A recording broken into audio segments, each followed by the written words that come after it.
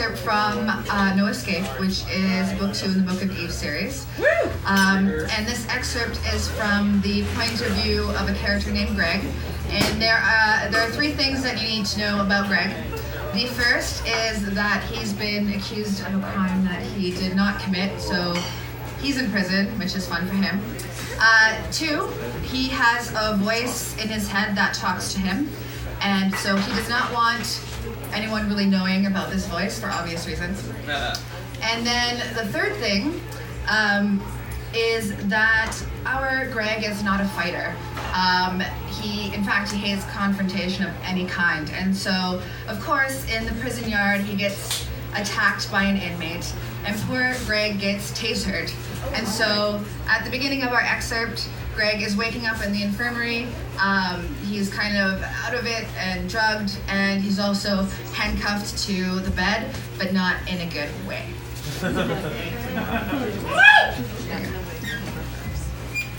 The infirmary reminded him of a long hallway with beds lined up on either side.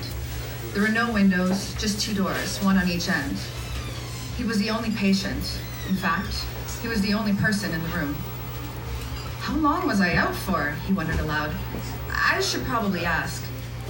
It's probably best if you don't talk to me for the next little while, the voice told him. At least until the drugs were off. Yeah, I don't want to talk to you anyway, Greg said. Then he called out, Hello? Is anyone there? One of the doors rested slightly ajar. He thought he caught shadowed movement on the other side. Is someone there? He asked, louder. The shadow hesitated before it blocked all light coming in from the other side. I don't think anyone's there, the voice said. The handcuff suddenly felt like dead weight against Greg's wrist. This isn't funny, he said, tugging against the metal. It held firm and fast. I want to speak to my lawyer. I have that right. The shadow lengthened, creeping into the room along the floor like spilled ink. He saw it disappear beside the first bed in his row. It reappeared, inching its way across the length of the mattress. When it reached the other side, it stretched, grasping hold of the next bed. A bone-chilling shiver ran from his head down to his toes. What in the world? He whispered. The shadow spread out over the second bed like the long, thin twigs of a scarecrow's hand. This isn't right. He started to fight with the handcuff in earnest. Something's wrong. I can feel it. Can you slip your hand out? The voice asked. Do I look like a small child to you? He watched the shadow lengthen until it reached the third bed, just 2 away from his. The only sound came from the rattling of the handcuff against the bedpost. It increased in intensity as the shadow touched the 4th bed. Help! The words squeaked out of Greg's throat. Someone help! Try squishing your fingers together, the voice said. What do you think I'm doing? He shouted. It was too late. The shadow reached his bed. It slid up the bedpost near his feet and spilled onto the mattress. Greg pushed himself back, rumpling the sheets and wrenching his wrist in his attempt to get as far away from it as possible. The shadow crept closer. The blankets beneath began to smolder.